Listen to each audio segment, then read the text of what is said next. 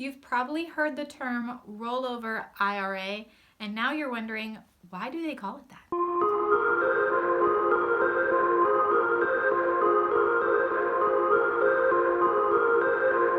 Welcome to the channel. This is Dollar for Dollar. My name is Heather, here to give you personal finance tips so you can have financial freedom.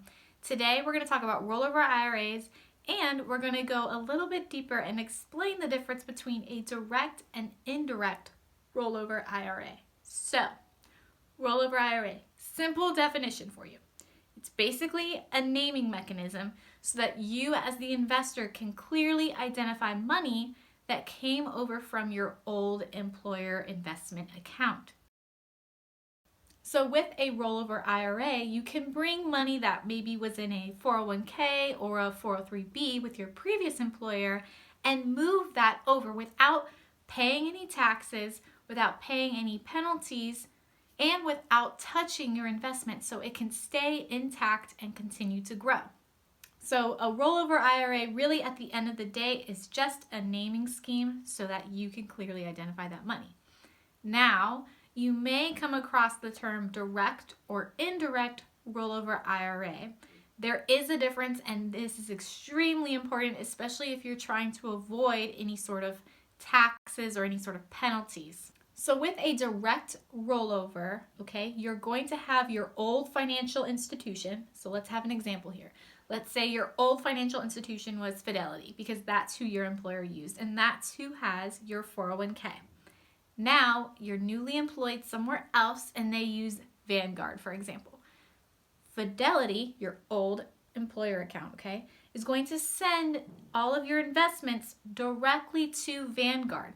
But first, you have to have an account open, so make sure you do that first, okay? You have to open an account so they know where to send it. But they essentially send that money from Fidelity to Vanguard directly. You're not included in that, okay? They don't send any money to you. It just goes straight there and they deposit it on your behalf. Straightforward, really easy, really simple. Easiest, clean, cut and dry way to do it. With an indirect rollover, it can get a little messier. It gets a little trickier depending on what you're looking to do. The old brokerage firm, so again, we're going to use Fidelity as the example here. Fidelity actually sends some or all of that money to you. If Fidelity, for example, sends that money to you, it's going to require that they hold 20% for federal income tax. Okay, that's a law and they have to do that. There's no way around it. But all is not lost. If you want to recoup that money, you can. However, what you would then have to do is you would have to go and put in the money that they sent you along with that 20% into your new rollover IRA account so that you tell the IRS, hey, I actually didn't spend any of this money and it's all being used for retirement savings. I should have no penalty. At that point, you will get a refund in the form of a tax credit when you file your taxes that next, filing season, the next year. So again, really straightforward. A rollover IRA is basically just moving money from your old employer into a new brokerage account. The new firm could be with a current employer or it could not be with a current employer. That's totally your call, but typically what you're going to see is you have two options, either the direct rollover, which I highly recommend you do, or the indirect option. Usually if you end up in the indirect option, it was by mistake 9 times out of 10, unless you ask them to send you the money and you're actually withdrawing from your retirement account. I do not recommend you do that. It's not worth it. It's not worth the pennies you're going to get in comparison because compound interest is your very best friend. And if you don't believe me, I'm going to put a link to a really short video I did about compound interest and why it's so important.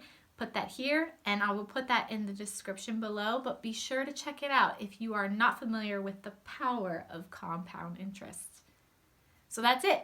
That is a rollover IRA in a nutshell. So thank you so very much for watching. I really hope you got value out of this video, and if you did, give it a like and leave me a comment below. Do you have a rollover IRA, or have you neglected moving money over from your old employer? And you should probably do it.